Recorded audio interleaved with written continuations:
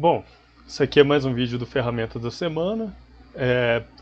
Obviamente a gente não tem um vídeo por semana, porque a gente teve umas 3 semanas aí que a gente não teve vídeo. Vai ter vídeo quando precisar. Isso aqui não é necessariamente uma ferramenta, mas está dentro de uma semana, então acho que a gente ainda pode aproveitar um pouquinho desse conceito. Bom, vamos focar. A proposta dessa semana é o seguinte, é falar de alguns conselhos, né? Dica seria muito light porque você fala daqui. Conselho é uma coisa que você eventualmente vai ter que fazer se você for se envolver com programação. Se você vai fazer um programa de computador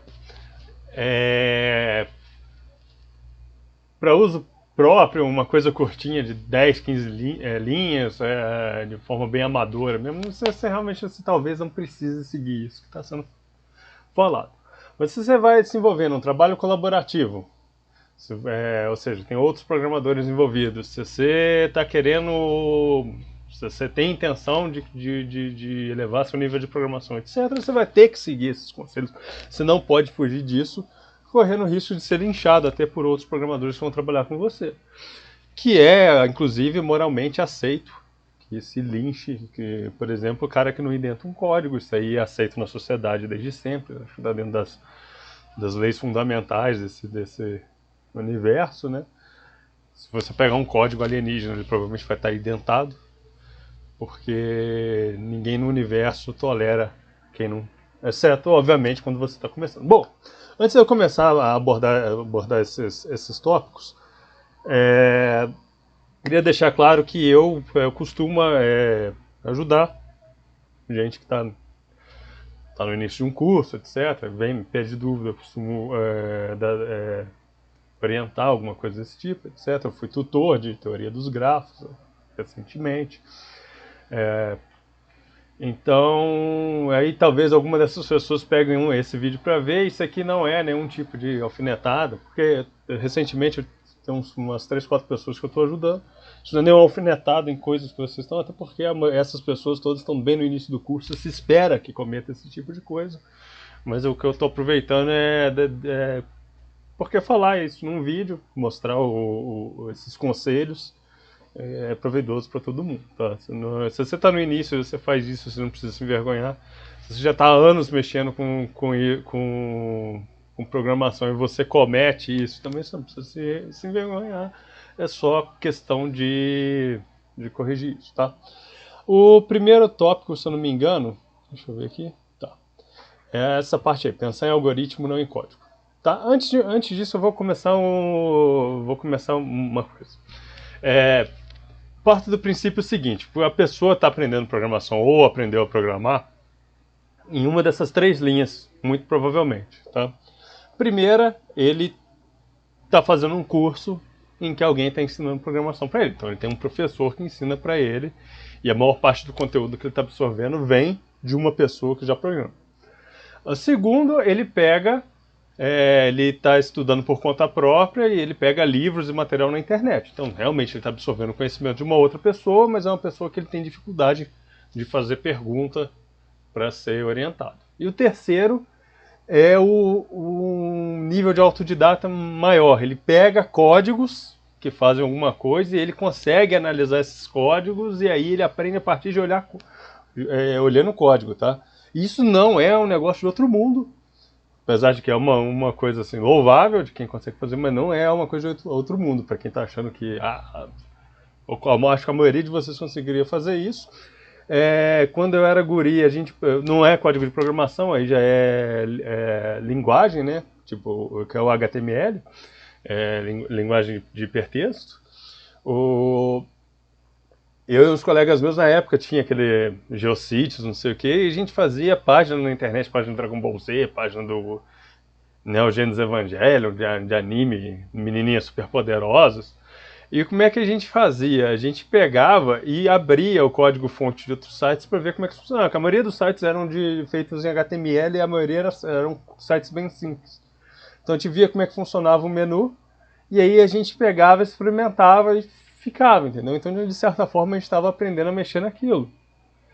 Cada um dessas 3 etapas tem seus prós e seus contras. O cara que faz analisando o código, ele consegue ter uma noção, um domínio da linguagem melhor, porque ele precisa ter não é um domínio da linguagem, ele tem um domínio dessas estruturas. Ele consegue identificar um for e saber o que o for absorver essa essência, para que serve o for. Mas ele não vai saber do aspecto teórico, então às vezes tem coisas que muita coisa ele vai fazer não otimizada. Se ele quiser sair daquilo que ele já viu, ele pode ter dificuldade. O autodidata do livro, ele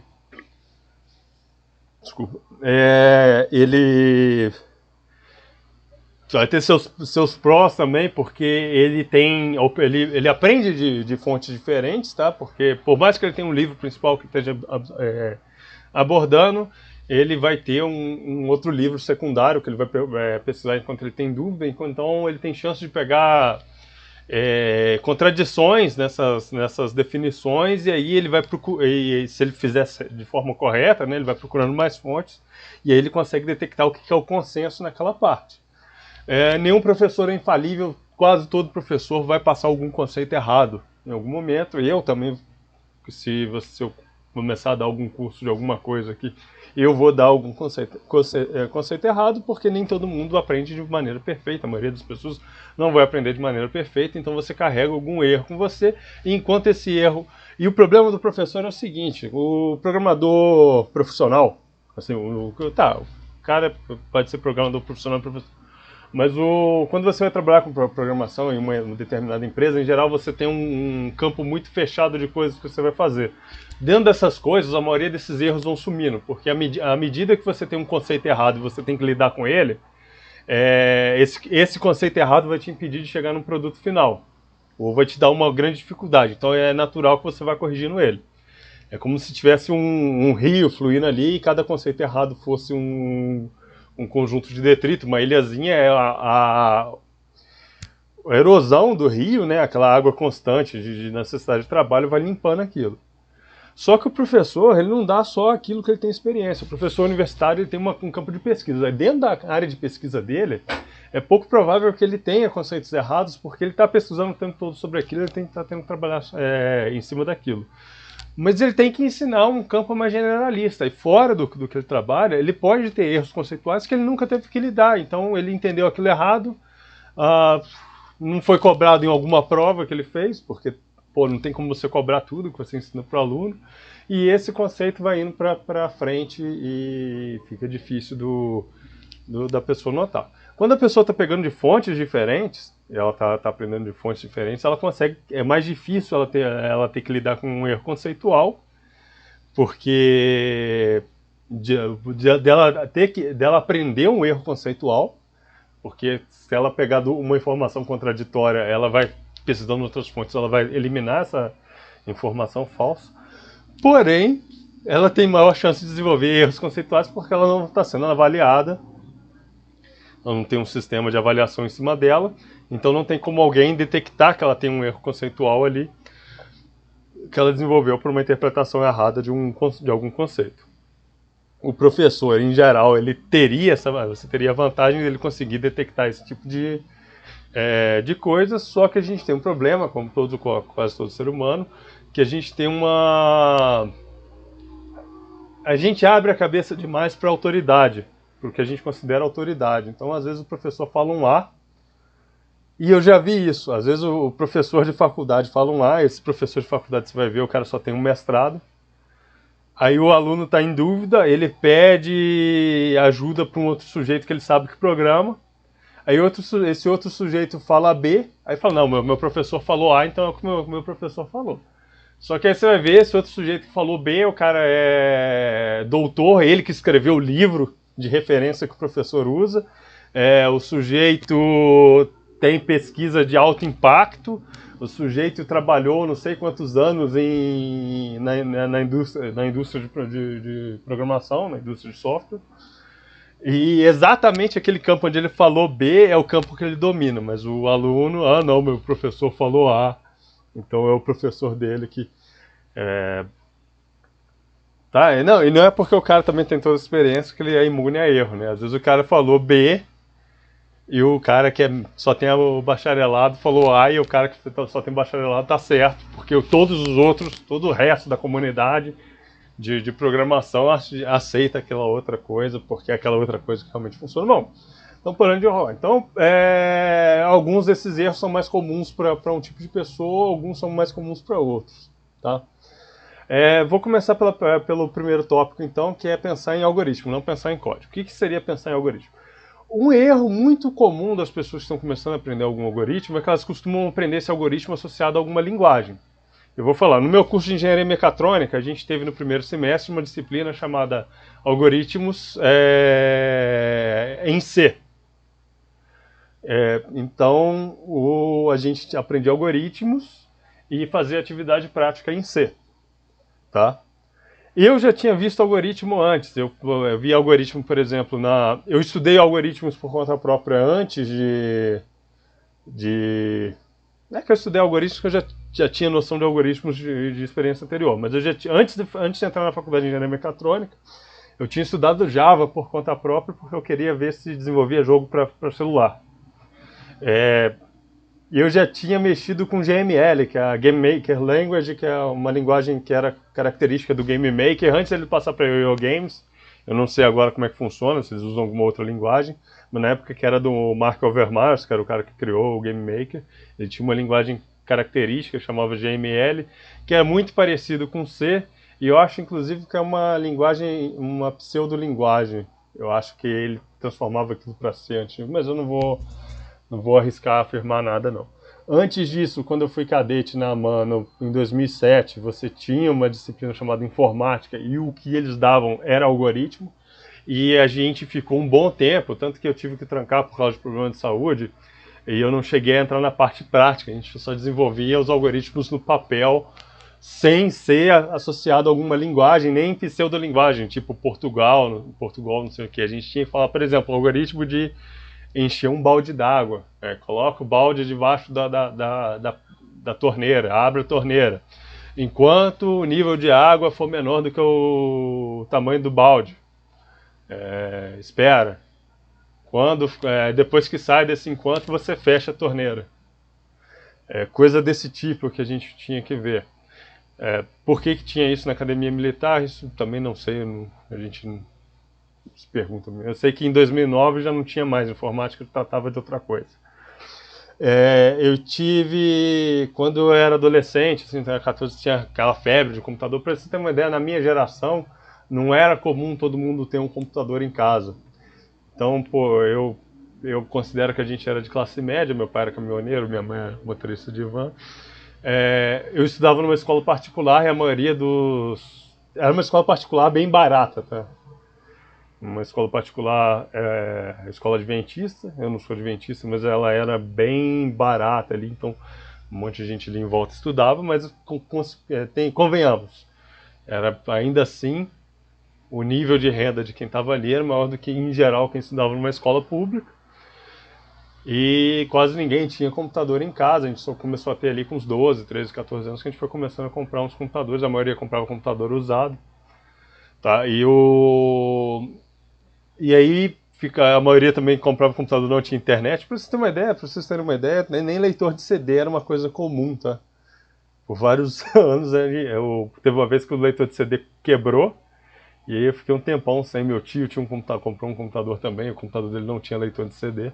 Gravador de CD, então, era coisa de outro mundo.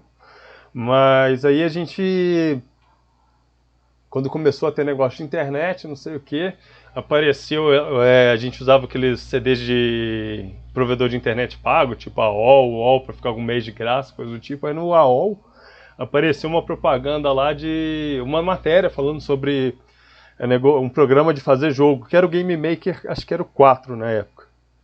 Então eu mexi um pouco com... Aí eu não mexi com a GML. Acho que o Game Maker 4 ele nem aceitava script direito, eu não lembro. Mas ele tinha um jeito de você programar por evento, entendeu? Você colocava ali, puxava os negocinhos. Quem já visitou meu blog sabe que eu já falei disso de programação por evento. Que é uma coisa mais simples, que você não precisa digitar nada, você puxa. Não é que é programação por evento, é que é esse mecanismo assim, de você puxa um quadradinho que ele significa ler uma variável, coisa do tipo. E óbvio que isso aí é só coisa bunda daquilo. Não porque o negócio era de evento, mas porque eu tinha 14 anos. Isso que é o fundamental, entendeu? Mas você já começava a pensar uma coisa, eu quero fazer aqui que ele fique andando para um lado e para o outro, até que ele seja atingido por um tiro. Quando ele for atingido por um tiro, ele tem que sumir. Então você começava a pensar, por isso você não precisava pensar num código. Tá? O RPG Maker ele era de antes dessa época, só que eu só fui ter acesso a ele depois. Ele também tem a programação para eventos e eu fui mexer com ele também. E isso vai martelando na cabeça da pessoa. Antes disso, antes de ter um computador até, eu tive um videogame chamado Magic Computer. E nesse videogame tinha um negócio G-Basic e F-Basic que você construiu. Prometia que você ia montar um videogame no estilo Nintendo de 8 bits. Eu era bem novo na época, tinha menos de 10 anos. Aí me arrumaram um manual de Basic, que era em Basic. Eu nunca fiz nada útil lá, mas um Hello World pelo menos eu lembro de ter feito. Eu fiz um programa lá que você ia digitando número, ele somava os números. Coisa pequena, então, assim, desde antes eu tive contato com isso. E acabou que esse meu primeiro contato era associado a uma linguagem, só que como eu era muito novo eu acabei esquecendo. E outra coisa, isso aí também, um guri de 8 anos, fazer uma coisa em Basic, isso também não é nada demais, não. Você fala para um guri, o que tem nesse livro aqui, você consegue fazer um jogo, se o guri ele tem interesse em fazer o jogo, ele vai começar a copiar as coisas que estão escritas lá, que era basicamente o que era feito. Mas as minhas experiências posteriores, que é do Game Maker, RPG Maker, você não tinha uma linguagem atribuída, você tinha que fazer por evento. Eu também já fiz, isso aí talvez seja fora do comum. Eu fiz um joguinho no Excel quando eu estava na AMAN, por causa de birra, com o pessoal do Grêmio, mas isso aí é outra história. Mas aí você tem essa ideia de você começa a pensar em evento. Você começa a pensar nas etapas que você precisa para resolver aquele problema e não numa linguagem. Isso é crucial. Você hoje, dificilmente você vai começar... tem gente que vai poder... Vamos voltar ao foco, né?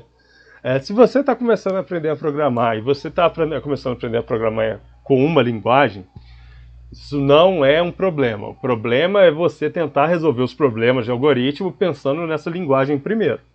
Tá? Esse problema, na minha opinião, a raiz dele é na matemática, em como a gente tenta aprender matemática durante o tempo. Não é na forma como é ensinada, tá? Porque eu tive vários professores de matemática durante a minha infância, porque eu mudei muito de escola, e todos eles falavam, antes de resolver o problema, você tenta ler o enunciado do problema, separa os valores e pensa como é que você vai resolver isso de forma literal, entendeu? Não pensa nos numerozinhos do problema, não sai jogando em equação. O professor de física também falava muito isso. Não só na escola adventista, mas nas escolas públicas que eu participei. Então, por exemplo, você tem lá um problema. Joãozinho tem 5 melancias. Ele tem 2 amigos. Qual é o mínimo que cada amigo vai conseguir de melancia inteira? O mínimo de melancia. Tá? Supondo que não dá para dividir melancia. Como é que eu faço? Eu tenho uma quantidade de melancias, eu tenho uma quantidade de amigos, eu vou dividir. Você pode pensar até da maneira burra. Eu vou pegar uma melancia, dar para uma pessoa, pegar e subtraio essa melancia da quantidade de melancias. Depois eu dou para o outro e vou subtraindo até zerar e depois eu olho quem que está com o menor número. Isso é uma forma válida de resolver esse problema de matemática. É inclusive a forma como eu resolvia problema de divisão quando eu estava aprendendo divisão. Se você conhece uma criança que está resolvendo isso é muito proveitoso, porque ela está aprendendo a essência da divisão ainda com algumas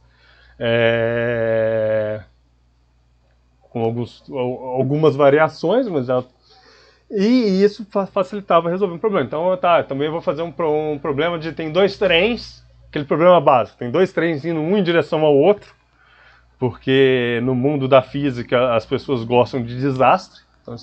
E tem uma mosca voando de um trem para o outro, porque... Tá, calma aí, deixa eu desligar essa máquina maldita aqui.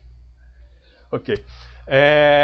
E a mosca está entre um trem e outro, porque insetos em problemas de física são suicidas e têm comportamentos estranhos.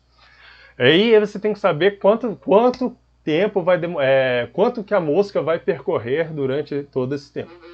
Então você tem o quê? Você tem informação da velocidade da mosca, né? Ele fala, a mosca está indo entre um trem e outro e ela anda a 30, sei lá, 10 km por hora. Um trem está indo em direção ao outro a 100 100 km por hora. Um trem está 100 km por hora numa direção, o outro está 120 na outra direção. Estão, sei lá, 1000 km de distância. Aí o que você faz? Bom, se eu tenho a velocidade da mosca, para saber o quanto ela percorreu no total, eu preciso dessa velocidade vezes o tempo. Então eu preciso descobrir o tempo. Quanto que é o tempo? Eu preciso saber quanto tempo vai demorar a colisão. Como é que eu faço? Eles estão conversando a 1000 km de distância. Tem a velocidade de um e do outro. Eu preciso saber a velocidade relativa de um ao outro e dividir isso por essa distância. Eu vou ter o tempo. E aí você desenvolveu a ideia do problema. E depois que você vai para o passo a passo matemático. O algoritmo é a mesma coisa. Você tem um problema, por exemplo, eu tenho um programa que ele vai receber os coeficientes A, B e C de uma equação de segundo grau. Eu quero que esse programa me devolva as raízes, imprima as raízes, tá? Nem me devolva, imprima na tela as raízes. Como é que eu faço isso? Você não pode pensar, então eu vou colocar aqui int A, int B, int C para os coeficientes. Não, até porque nem necessariamente esses coeficientes vão ser inteiros. Tá? Então, como é que você faz? Eu tenho os coeficientes, a primeira coisa que eu tenho que fazer é calcular o delta, né? Que é B ao quadrado menos 4AC. Aí eu tenho um caso, se o delta for menor que zero, isso aí vai ser imaginário, então eu tenho que trabalhar isso como se fosse imaginário. Se o delta for igual a zero, as duas raízes são a mesma coisa. E se o delta for maior que zero, você vai ter duas raízes distintas. Então eu desenvolvo o meu programa aqui. Então esse aqui vai ser meu programa que vai receber aqui. Ele recebe... Aqui eu tenho a primeira instrução, ele vai receber aqui o A, o B e o C.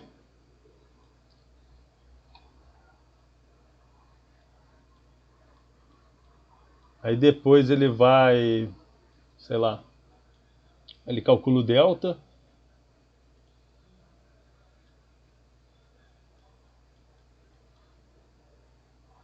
Aí ele faz um teste. E aqui eu tenho 3 situações onde ele vai imprimir.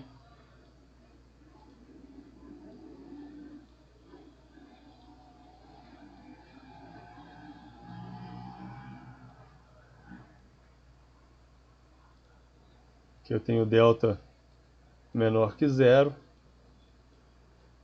delta igual a zero,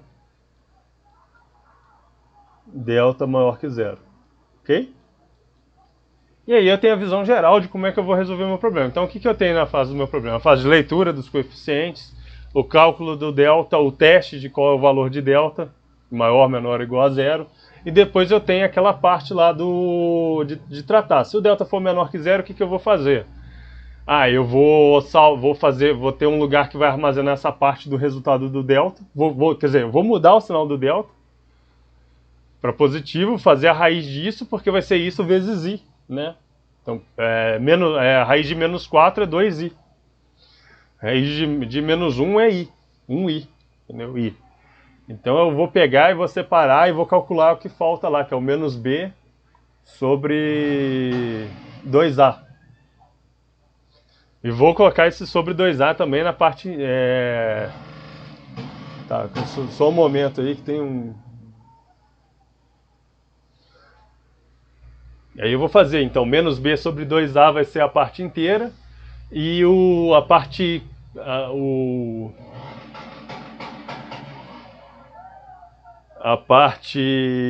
do delta que eu transformei ali, né? Fiz a... Tá, agora já acabou essa barulheira aqui, vamos. A parte do...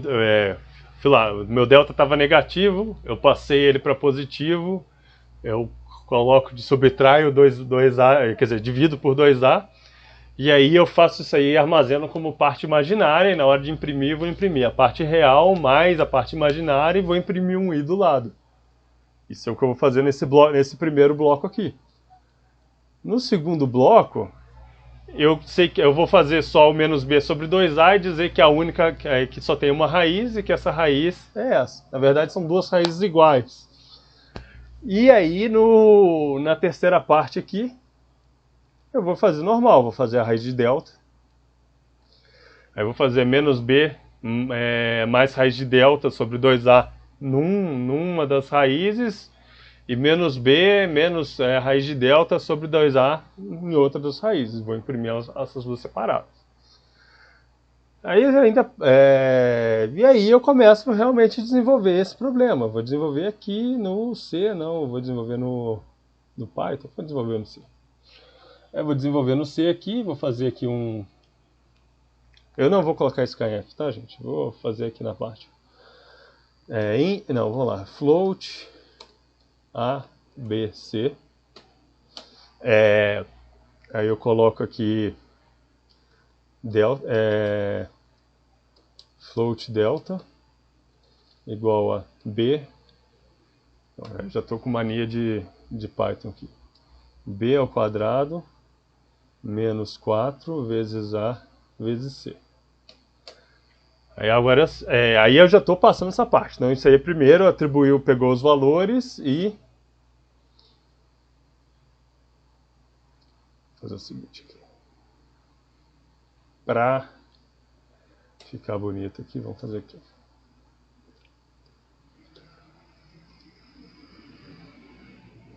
A igual a 1, P igual a 1,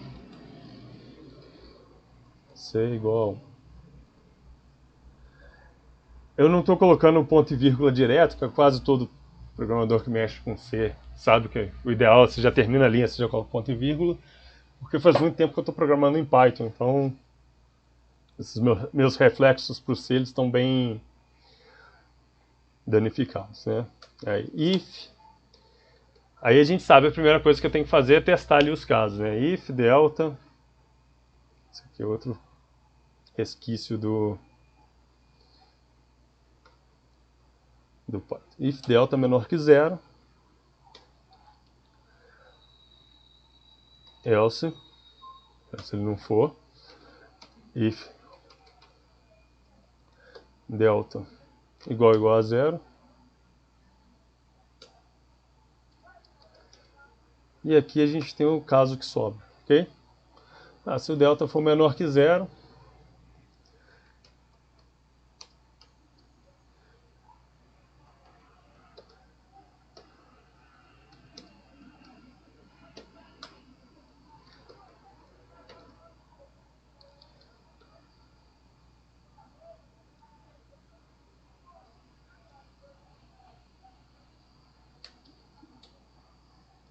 a parte real vai ser menos b sobre 2a sempre. E o imaginário vai ser raiz quadrada. Eu acho que tem que incluir uma matemática.h aqui para fazer o SQRT.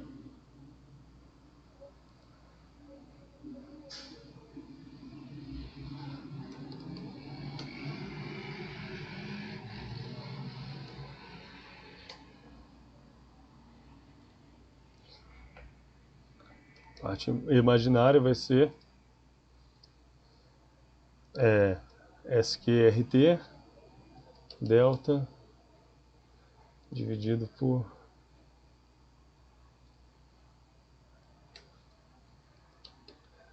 print.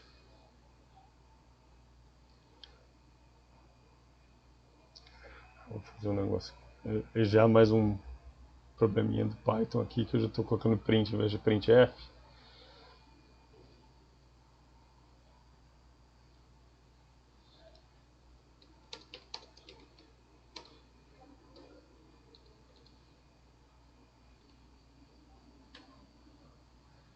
F, B,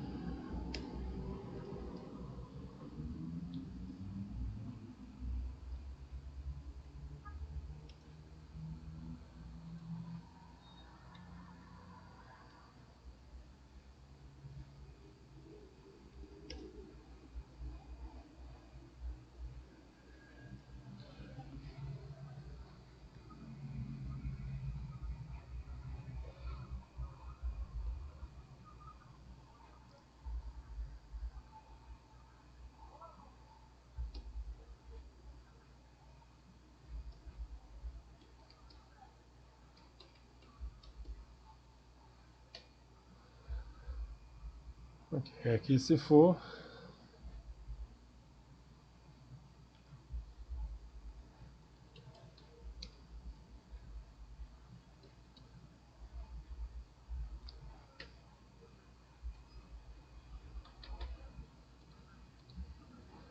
Igual a menos b sobre 2 vezes a.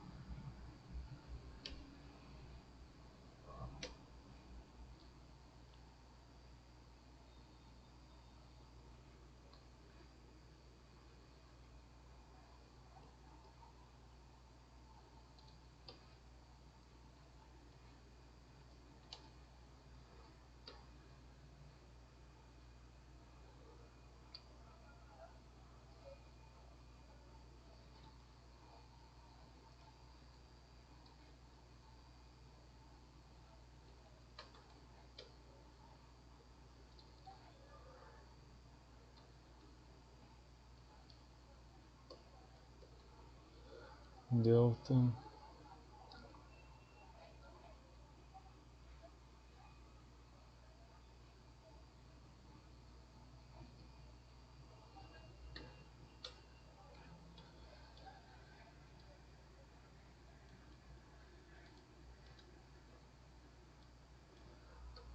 A gente faz as duas raízes e são. Copia esse trecho aqui, eu não sei se vai dar certo, eu copiei errado.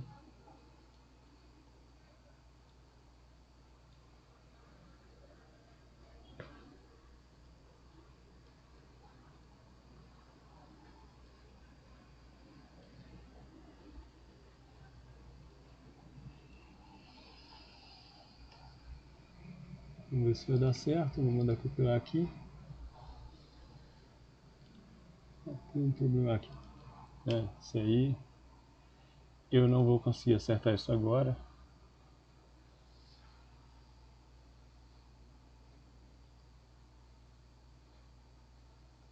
Está demorando mais que o normal, mas eu acho que é porque o Windows está verificando assim.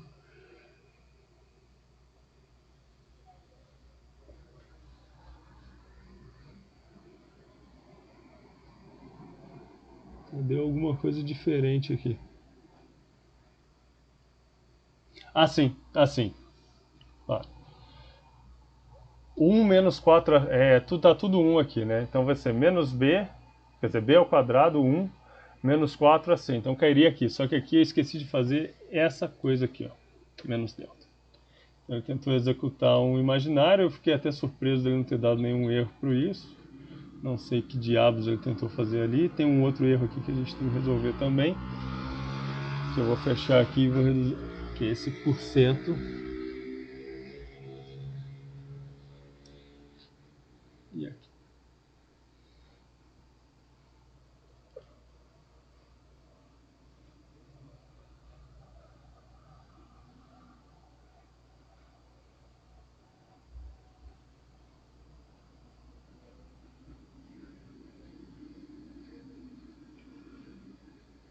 Agora sim, ele foi direitinho, ó, podem ver aqui x1 menos.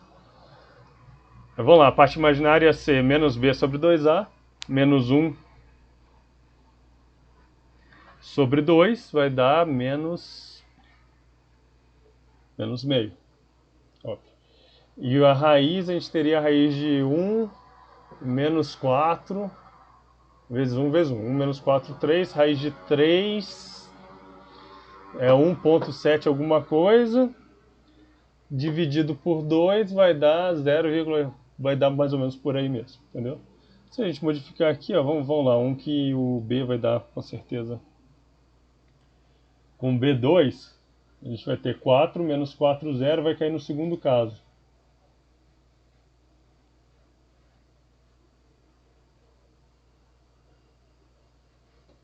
Ele está só muito lento aqui para o meu gosto. B2 aqui, ó. Raiz é menos 1. Vai ser menos B, 2, menos 2 sobre 2A. Vai dar menos 1. E agora a gente vai fazer que aí nesse caso, que a gente coloca aqui um B igual a 3. Ou melhor, vamos lá, ó, x vezes x mais 3 vezes x mais 2, que aí vai ser, a raiz vai ser menos 3 menos 2. Vai dar x ao quadrado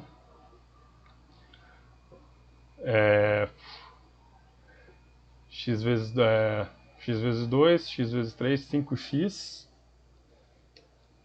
E o último vai ser 6.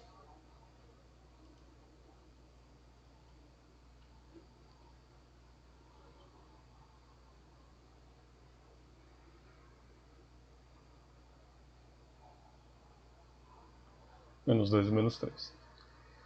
Então, recapitulando. Primeiro a gente pensou no problema de forma geral, estruturou os blocos de programação e etc.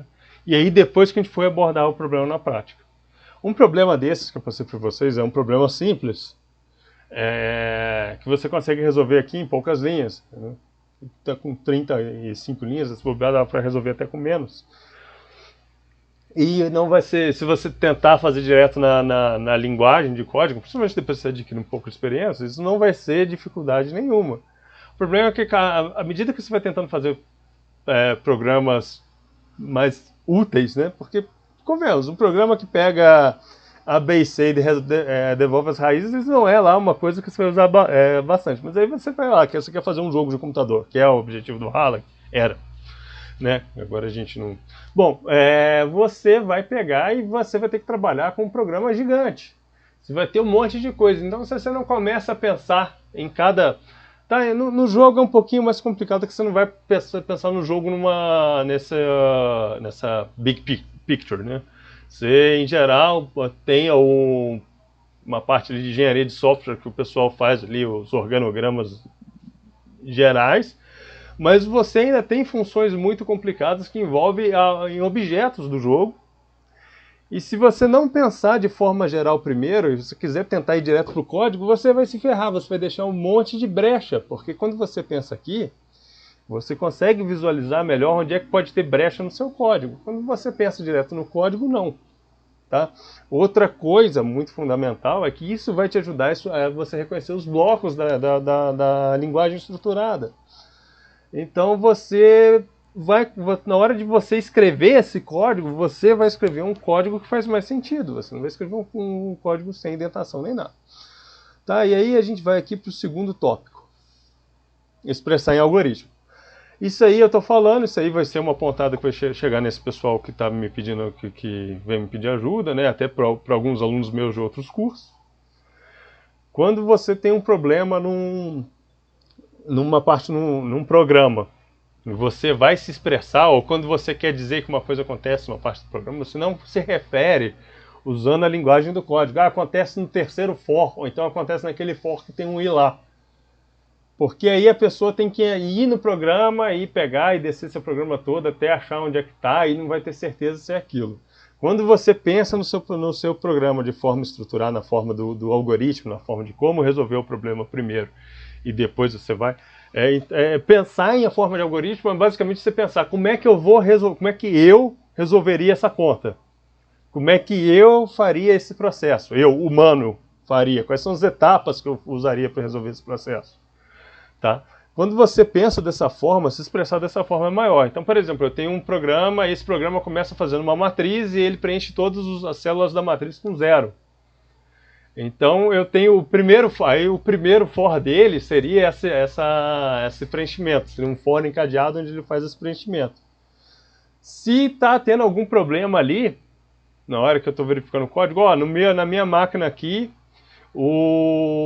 mesmo sem mexer na matriz, a célula do meio da matriz está dando um valor diferente de zero. Aí, aí o outro... tá, ok.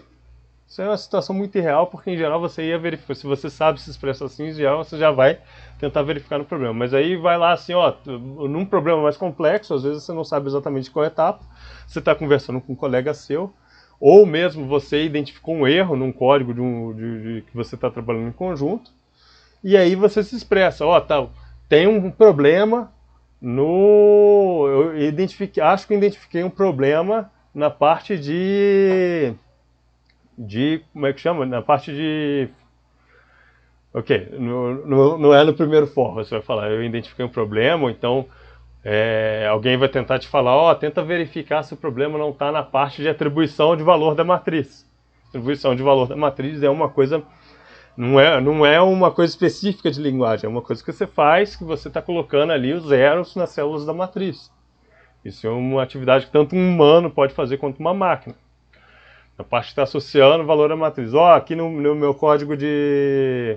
Você viu ali que a gente teve um problema aqui quando eu fui executar meu código que mostrava as raízes de acordo com os coeficientes. Na hora que deu a raiz imaginária, ele deu uma coisa estranha. Então, onde é que está esse problema? Esse problema provavelmente está na parte que calcula a raiz imaginária. Deve ser na parte que ele teria que mudar o sinal do delta e não muda. Isso acontece pelo seguinte, vamos supor que você começou um projeto desde o início, e aí você começou a receber a ajuda de um outro, ou você está tendo que cooperar com esse projeto com outro programador.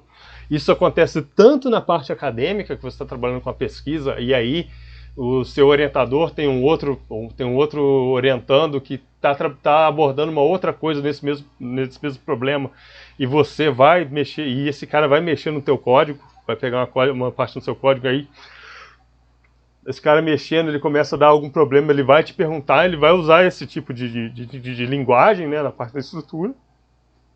Eu, por exemplo, eu estou mexendo num código de um outro sujeito lá na minha pesquisa, esse cara escreveu um código, 1000 linhas, todo identado direitinho.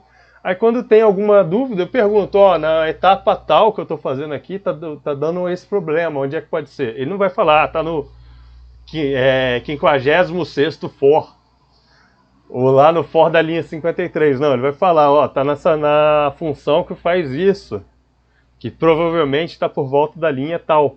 Porque já que eu estou mexendo no código, as linhas também mudam, então... E aí fica fácil de ver. O outro programador, se ele também já tem alguma experiência, ele sabendo do problema, ele vai montar essa imagem de como resolver o problema na cabeça. Então ele sabe mais ou menos onde é que vai esperar esse tipo de função. Então se eu estou trabalhando numa função, num problema que eu tenho que ter uma matriz, eu tenho que inicializar essa matriz com zero, a maioria dos programadores, se você falar, tem um erro, o erro deve ser na atribuição de valores da matriz, a maioria dos programadores vai para o topo do código procurar onde é que está essa fase de atribuição, porque eles esperam que essa fase de atribuição vai ser no começo. Porque quando você vai desenvolver esse problema mentalmente, é a primeira coisa que você faz. Então por isso é importante você também não só pensar, como você começar a se expressar dessa forma. Terceiro, indentação. Eu acho que o maior problema que o pessoal iniciante tem com indentação, obviamente, primeiro começa pela falta de experiência. O cara nunca programou, vai programar, então ele ainda não tem noção do que é indentação. Tem gente que faz indentação com espaço. Quanto tempo? E tem gente que identa coisa errada, coisa que não era para ser identada. Aí você tem uma série de problemas que contribuem para isso. Primeiro, se você pensa no código, não pensa no algoritmo, você não vai saber o que você tem que indentar. Ok? A segunda coisa é que a maioria dos professores, isso aí eu acho que é um erro dos professores em si, vira e mexe, pega algum exercício passado por algum professor, colocam a indentação como se fosse uma espécie de norma, a ABNT, que você segue lá, entendeu? Então, aí eu vou falar, na parte de engenharia, quando você faz um curso de engenharia, você vai muito para o laboratório, você tem que fazer muito relatório. Aí o relatório tem que ir na base ABNT. Mas todo mundo sabe que você consegue passar um relatório profissional sem precisar ser na norma ABNT. Tem só um pessoal muito purista que acha que se não obrigar essa pessoa a seguir a norma ABNT, ela vai pegar e colocar ali um word art no negócio e colocar Comic Sans Não, a maioria dos relatórios, a maioria dos artigos não seguem norma BNT, você segue aquela formatação do LaTeX lá, que se não me engano é parecido com a forma que é as normas canadenses, uma coisa do tipo. Você tem diversas normas no mundo e você, um cara que foi educado no Brasil, consegue ler um relatório alemão que não vai estar nas normas da BNT. Aí norma é uma coisa, norma é um tipo de estilização. Indentação não é estilização. Indentação ela é uma ferramenta de programação. Ela é uma forma de você orientar seu código, de você conseguir visualizar os blocos de informação do seu código, entendeu? Então, por exemplo, nesse meu código aqui de coeficientes, isso tudo aqui, esse blocão preto aqui, ele seria um nível de indentação. Provavelmente é tudo que está dentro da função main. O que estão nesses blocos laranjas, como eles estão em paralelos e dentro do bloco main, eles estão um nível de indentação acima do main e eles estão no mesmo nível de indentação. Óbvio que aí você já começa a ter que pensar um pouquinho na linguagem também. O Python ele tem um recurso que é chamado elif. Aí eu conseguiria colocar os três no mesmo nível de indentação, que eu faço if, uma condição, elif significa else if, aí outro nível de indentação, e o else para o final, ok? No C, se tem, eu desconheço, não tenho tanta experiência assim em C, e eu tive que fazer um if dentro de um if. Então eu tenho o primeiro caso, ficou mais ou menos uma coisa assim, ó. Eu tenho aqui em C a minha função principal, é que todas as coisas que eu desenvolvi. Aí aqui em laranja eu tenho o meu teste se o delta foi menor que zero, né?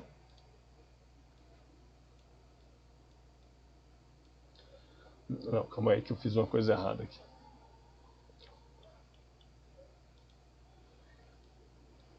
Aqui eu tenho o delta, para o delta for menor que zero. E aqui o else dele. Delta menor que zero. A negação do delta menor que zero é delta maior ou igual a zero. E aqui dentro eu tenho um segundo teste, que é o delta igual a zero. E a exceção desse caso, que é o delta maior que zero.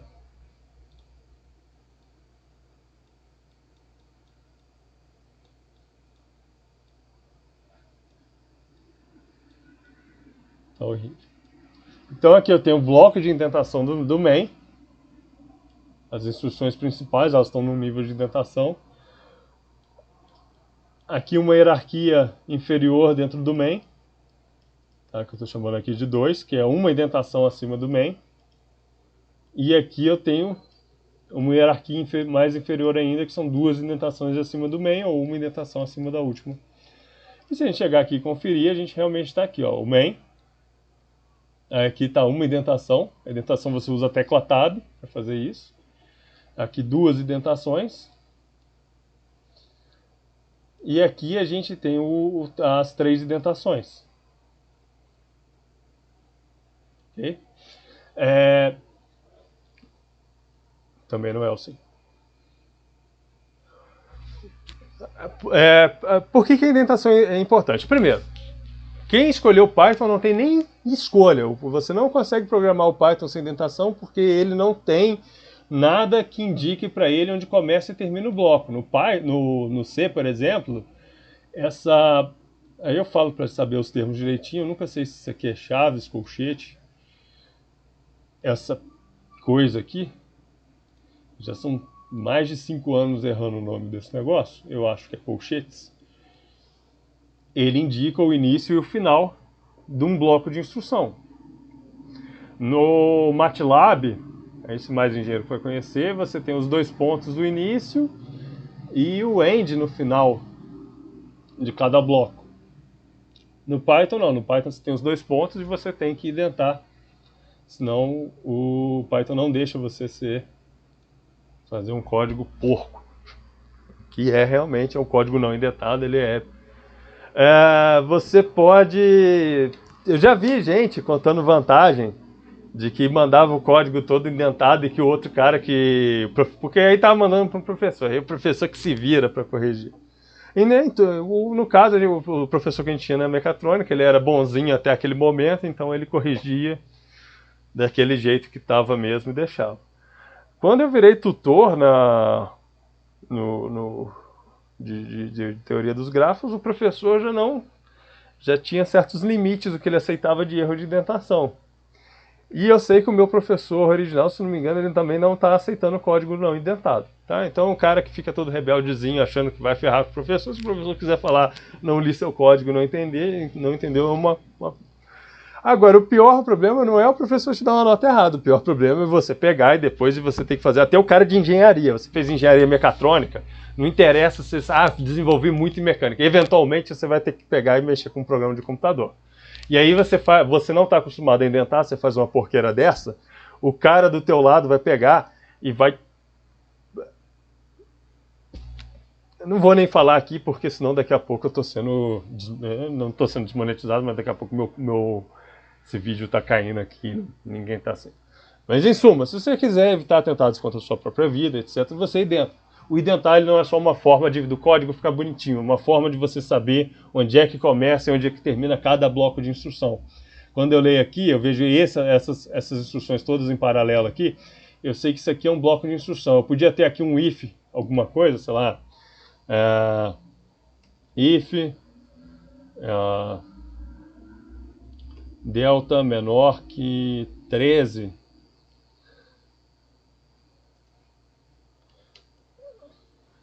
printf, sei lá, Zagalo, gosta.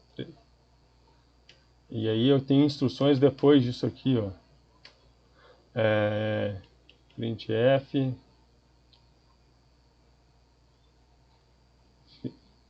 eu posso fazer esse fim até aqui embaixo, que demonstra de uma forma toda concreta, quer ver? Aqui, ó. Eu sei também onde é que... Olha só, já não estou vendo mais onde é que está o main. Mas como está tudo identado, eu sei que isso aqui tá. Também eu sei que isso aqui só pode ser do main porque é a última chave, entendeu? Mas eu sei que essa chave aqui, ó, ela é a chave de uma coisa que só está um nível de indentação do if. Então é o else ali em cima.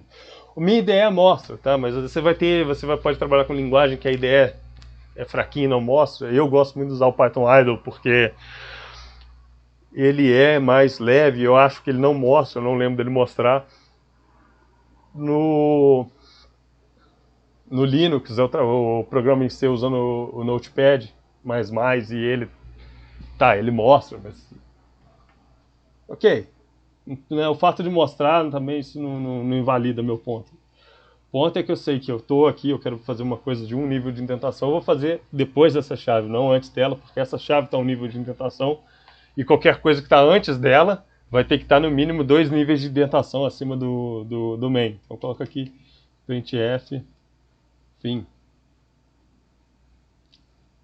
n. E aí eu vou fazer um aqui que o... Calma aí, tem que modificar aqui o meu...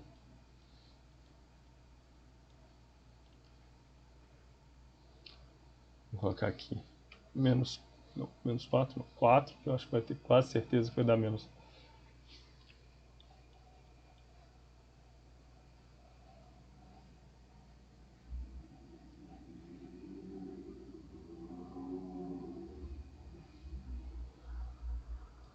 Okay. Aí aqui eu tenho, ó, isso tudo que está um espacinho, está dentro do mesmo bloco. Não interessa se tem um monte de if else em cima, esse printf aqui no final, ele está no mesmo bloco de instrução do main.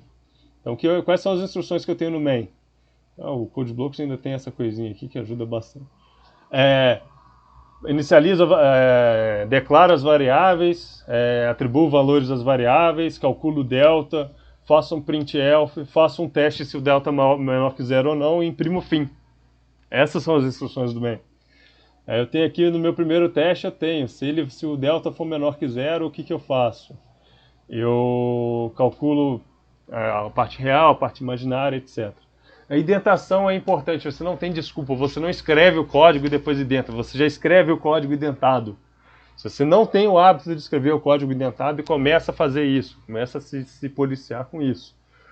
Porque quando você começar a mexer com código gigantesco, você vai ter que indentar. Quando você estiver com um projeto colaborativo, você vai ter que indentar corretamente. Se você não indentar corretamente, você vai ter problema. Com projeto colaborativo, você vai ter reclamação de outros programadores com você, e dependendo do tipo de projeto, você é até expulso do projeto. Você, mesmo projeto pago, você vai ser pago para fazer um projeto. Você recebe um contrato, dependendo do que está no contrato, tá, se não houver, se tiver votação entre os desenvolvedores de que você não está contribuindo positivamente, você é excluído. E não adianta imaginar que você vai ter um conhecimento brilhante de outras coisas, que a sua indentação vai ser ignorada, que é muito difícil você ter isso. Tá? Em geral, não adianta você fazer uma coisa genial se ela está toda estranha e ninguém mais consegue mexer nela. Isso também não vai adiantar, os caras vão te excluir, você vai ter que desenvolver a sua coisa genial sozinho, se você conseguir. Quanto maior o projeto, muito mais difícil você vai ter de trabalhar sozinho. Então, indentação sempre. Espaçamento é outra coisa, tá? Quando você vai colocar entre uma instrução e outra, evita ficar dando espaço desnecessário. Tipo, coloca aqui o if. Eu acho bonitinho colocar aqui, eu vou colocar um espaço entre o if e o negócio. Não faz isso, porque aqui a gente tem um programa de 46 linhas. Programa simples, ele está levando 46 linhas. Se eu não me engano, meu TCC, eu não vou conseguir mostrar ele aqui agora, mas eu acho que o meu TCC no total de linhas entre os módulos lá, não sei, que aí ia ter mais de 600 linhas. Não é nada demais, é porque ele é uma coisa que envolvia a otimização combinatória, você tem muito ciclo, muita repetição de coisa, tinha umas classes que precisavam ser definidas lá, tinha uns experimentos diferentes, e eu implementei um monte de algoritmo diferente também para mostrar umas coisas, então acaba ficando 600 linhas. Tem uma coisa que está mexendo agora que tem 1.200 linhas. Se você começar a colocar espaço toda vez que você acha bonito, ou sei lá qual que é o motivo, que você tem a tara por espaço, o negócio de 1.000 linhas vai ficar 5.000 linhas. Aí o cara vai ter que ficar lá fazendo exercício no dedo do meio dele lá na barra de scrolling. Tá, tem o localizar, mas nem sempre você vai ficar usando localizar. Você vai ter que ficar mexendo toda hora abrindo localizar para ir de uma aba ou outra, toda hora dando page down, page up, contra page down, page up. Tá? Com 1.200 linhas você já tem que fazer isso demais. Agora você vai colocar 10.000 linhas, aí tá um negócio lá, tipo, tem uma wasteland ali, parece jogar uma bomba atômica no teu código. Aí ficou um deserto radioativo, ninguém consegue enxergar nada. Tem uma linha de código header ali no meio, assaltando pobres códigos que estão andando por ali. Você tem que levar água enquanto está rolando o código.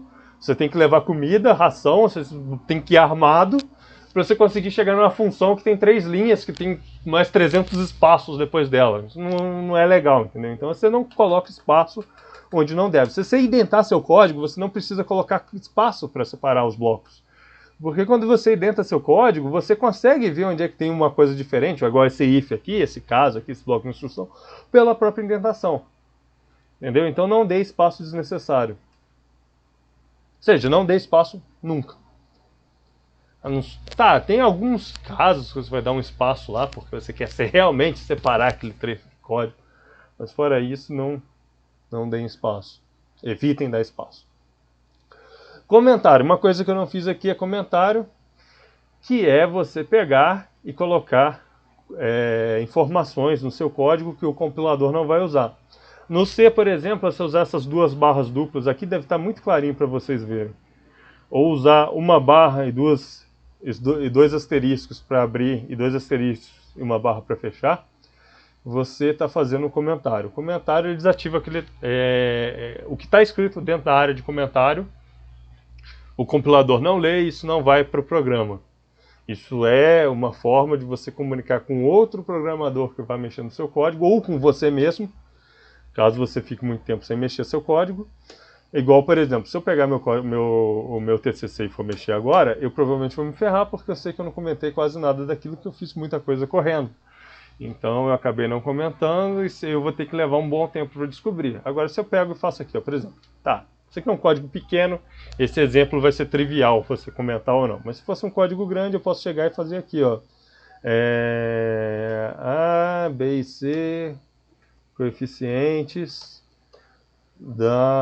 de uma equação de segundo grau. Vamos ver se... Não. Tem um comentário ali. No Python é esse hashtag aqui, tá? Se eu faço aqui, ó, def... sei lá, def... Hello... World... Aí, print...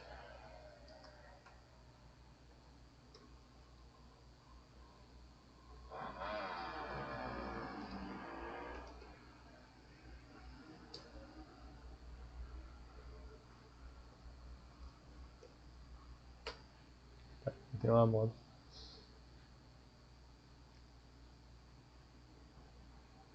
E fizer aqui.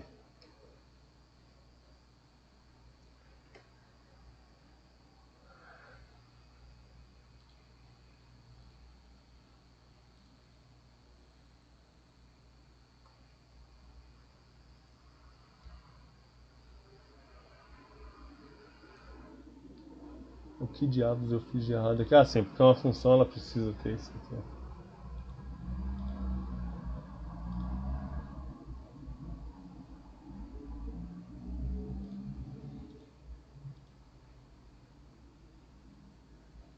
Why? Ah tá, porque eu preciso chamar a porcaria da função, né?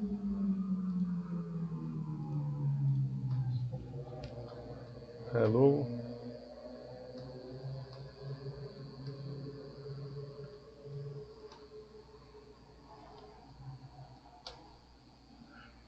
Vocês podem ver que ele imprimiu só o Hello World. Agora, se eu tirar esse comentário daqui,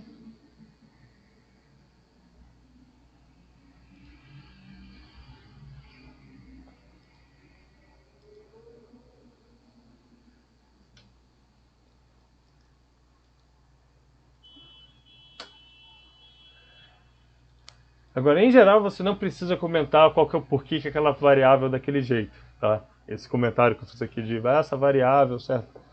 Mas é adequado você comentar determinados blocos de instrução, você comentar em cima de uma função que ela serve. Ah, fiz uma função que ela traduz uma codificação para um tipo de porta lógica numa construção do circuito lógico. Eu tenho lá a função, e em cima eu digo o que essa função faz ou para que esses argumentos servem. Então, já comecem a... É difícil para um cara no início ter a oportunidade de treinar comentário, então você treina comentário comentando variáveis. Mas comenta as etapas, pelo menos, ó.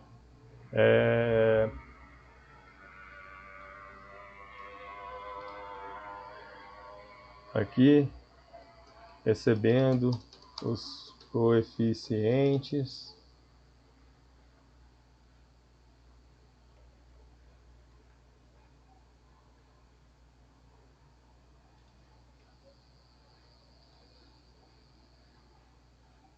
Verificando o tipo de raiz. Pode colocar aqui, talvez, um comentário aqui dentro. A raiz imaginária. Caso da raiz, aí coloca aqui. É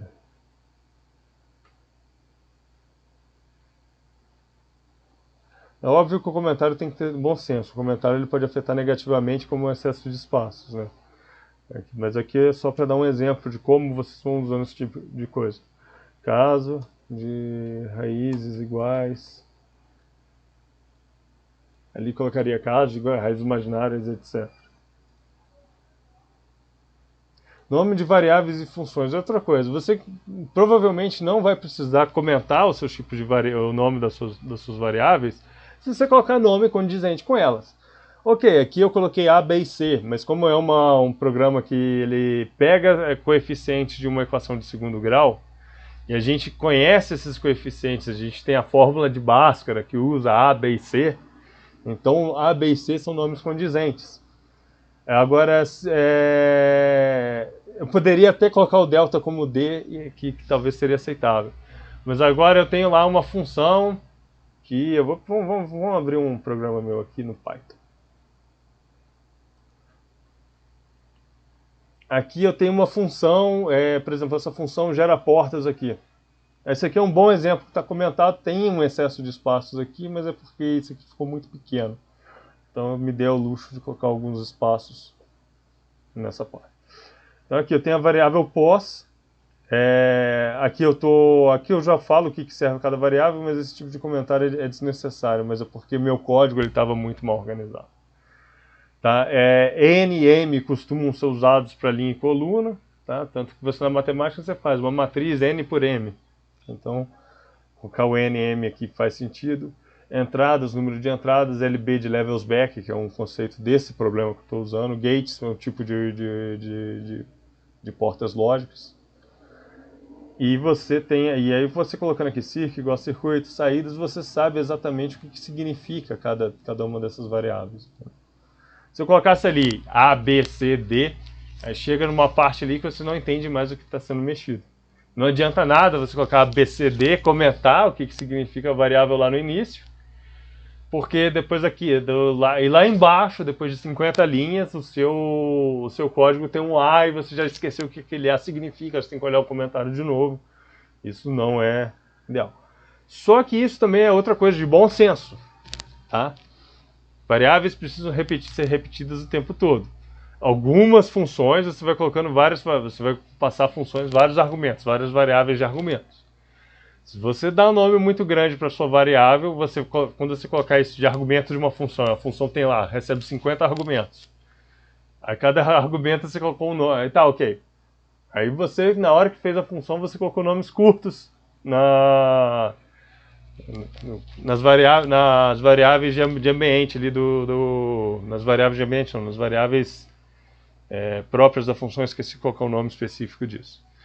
Mas aí você vai chamar a função e a sua variável chama circuito paralelo esquerdo 1. Circuito paralelo esquerdo 2. Parede da casa da minha avó quando ela era azul. E aí você vai ter que colocar 50 coisas desse tipo. Aí o problema que você tinha de rolar em linha, agora você tem que rolar em coluna. Tá?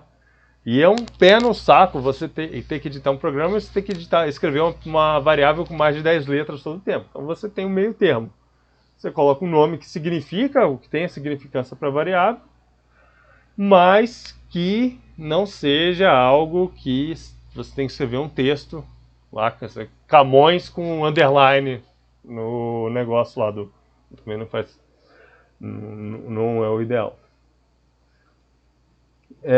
Aí vem uma coisa que eu particularmente peco muito, mas tenta sempre usar os termos corretos. Isso é quase uma hipocrisia vindo de um cara que não sabe o nome dessa coisa aqui e não sabe o nome dessa coisa aqui. Sabe que um chama colchetes, outro chama chaves, mas para mim é parênteses quadrado e parênteses estranho. Mas que acabei de falhar nas variáveis internas, mas isso é porque realmente me deu branco. Tá? Quando você está conversando com outro programador, quando você está conversando com... Você usa o termo correto. Então, por exemplo, aqui o que eu estou fazendo, eu estou declarando variáveis. Tá? Se eu faço isso aqui no Python, tipo aqui, lista igual a... Eu não estou declarando uma variável, eu estou inicializando uma lista. A lista é um objeto, ela não é um tipo de variável. Mas você já falou isso em vídeo. Esquece tudo que eu falei no passado de errado, porque a gente vai aprender. Então, tanto é que na época que eu falava que era uma variável, eu falava tipos diferentes de variáveis, não é uma variável. A lista é um objeto, uma estrutura de dados, e ali eu estou inicializando essa lista. Variável não, variável você declara, declarando que A é uma variável de ponto flutuante. O Python não tem declaração de variável, só para... Aqui eu estou atribuindo valor para uma variável. Aqui eu estou abrindo um bloco de instruções. Aqui eu estou fechando um bloco de instruções. Aqui eu estou fazendo um teste condicional. Isso é importante também. Você usar os termos corretos ajudam bastante. Eu faço uma coisa diferente aqui. Se eu faço aqui, por exemplo, void imprime char texto. Eu não vou executar esse negócio aqui porque eu não sei nem se eu vou conseguir fazer um que recebe um ponteiro direito. Eu estou fazendo uma função, eu não estou fazendo um método. Método é uma coisa estrita de objeto. Tá? Posso estar errado, tá? Eu posso estar errado nesse termo. Estou dando só exemplos. Usem os termos corretos. Não necessariamente que eu esteja sabendo usar eles aqui, mas isso facilita bastante a conversa quando você estiver falando com outra pessoa com quem você está contribuindo com o trabalho. E isso é importante você fazer desde da forma que você está aprendendo.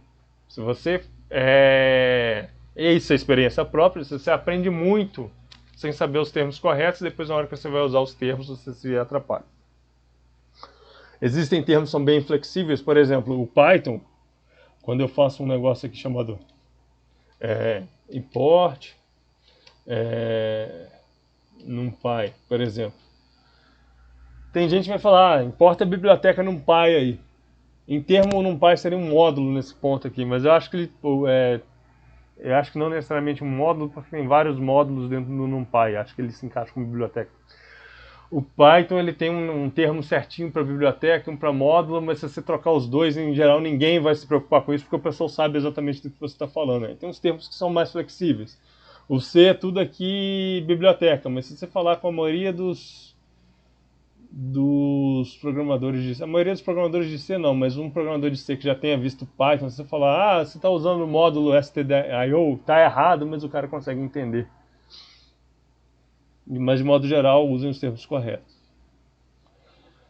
O último ponto, aí um outro termo correto que o pessoal de início erra bastante, mas que não vocês não precisam se sentir culpados por isso, é trocar o termo IDE pelo compilador. A minha IDE aqui que eu estou usando é o CodeBlocks, como vocês podem ver, mas o compilador, eu tenho que achar exatamente aqui, tem uma parte de ferramentas que mostra qual que é o compilador que eu estou usando. Se eu não me engano, o meu compilador é o GW alguma coisa, agora calma aí. Configure tools, ok. Não é aquilo. Vamos ver se eu acho aqui. Eu agora não estou sabendo o que é. Eu acabei de mexer nesse negócio aqui, mas eu não estou.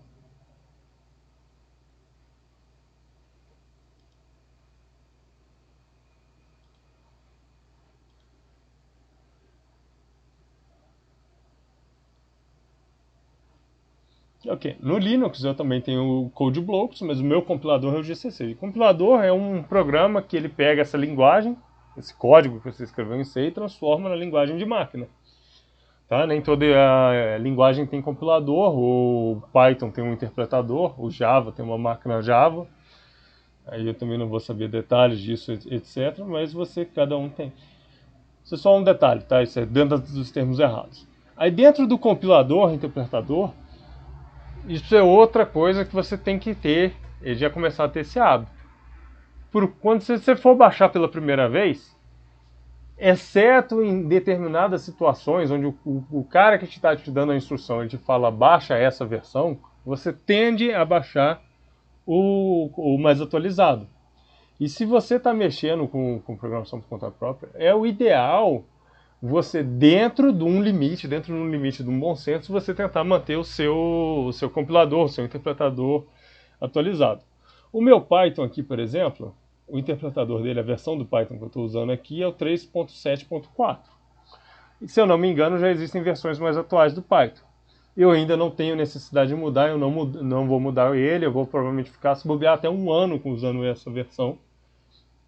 Porque a maioria dos códigos que estão ali, que são feitos em Python, não vai ter nenhuma mudança brusca. Mas é natural que eu migre para um Python mais avançado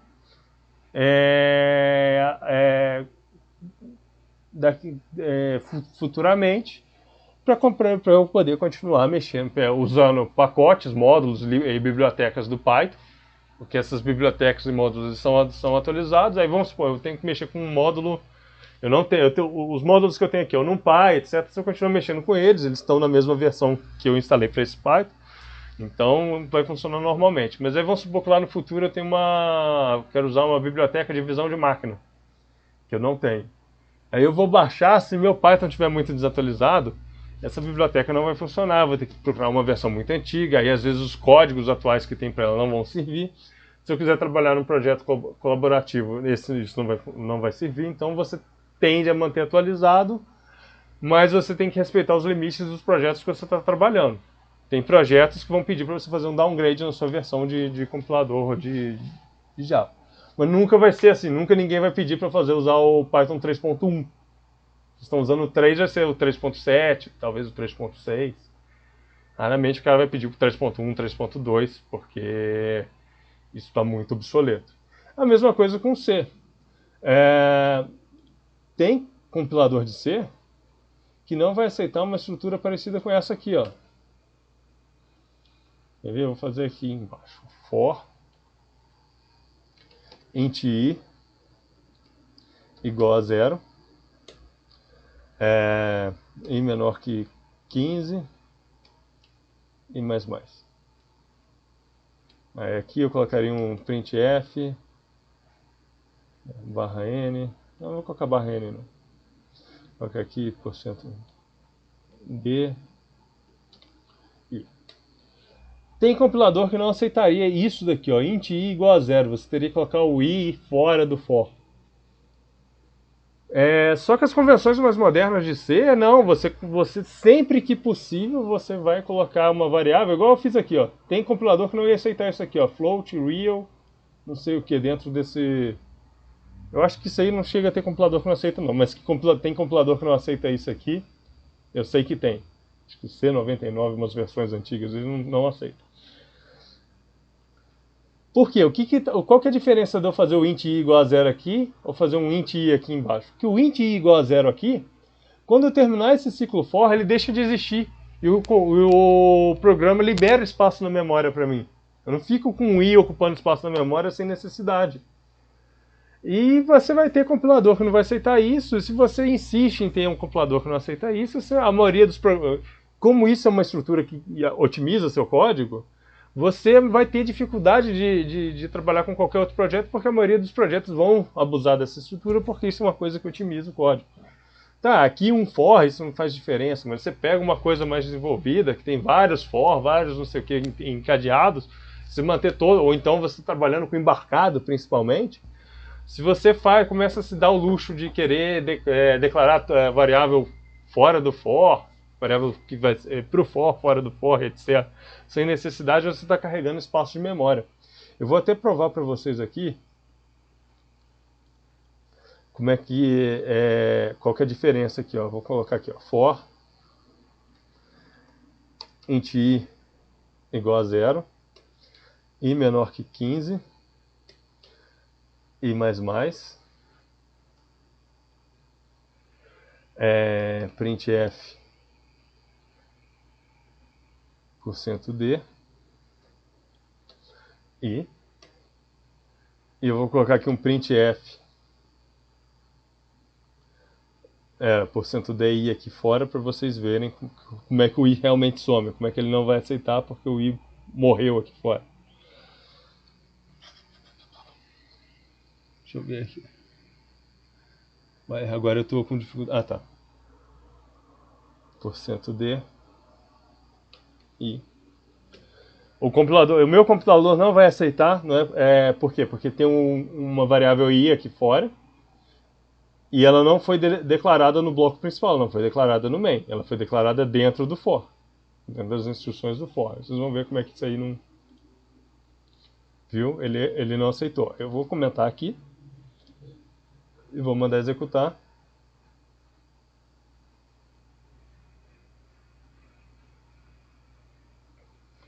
Ele está lento por algum outro motivo aqui. Eu não sei exatamente o que está atrapalhando com o meu. Aí, 0, 1, 2, 3, 4, 5, 6, 7, 8, 9, 10, 11, 12, 13, 14, 15. Ok? Agora, se eu faço isso daqui, ó.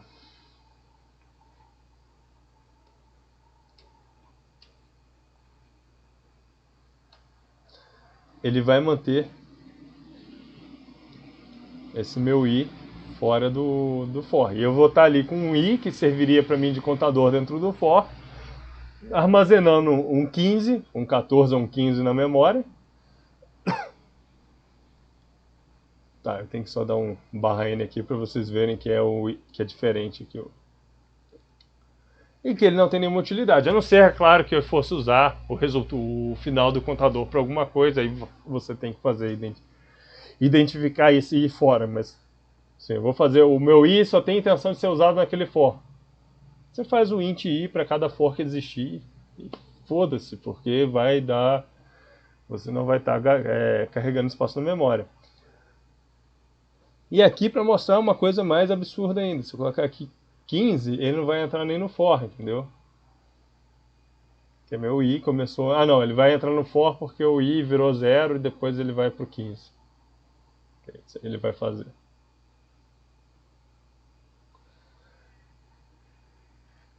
Agora se eu quiser, vamos supor que eu já tenho uma variável que chama i.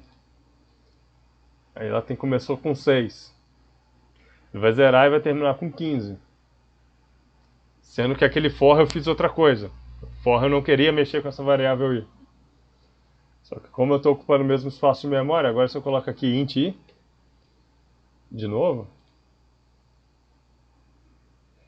olha, para vocês verem, ele compilou, porque ele está tratando como duas variáveis i diferentes. Uma é dentro do for e outra fora do for. Se você tiver um compilador obsoleto, ele não vai conseguir fazer esse tipo de coisa. Olha só, ele rodou lá o i todo, mas o i fora do for manteve o 6. Bom, pessoal, são esses tópicos que eu queria falar com vocês.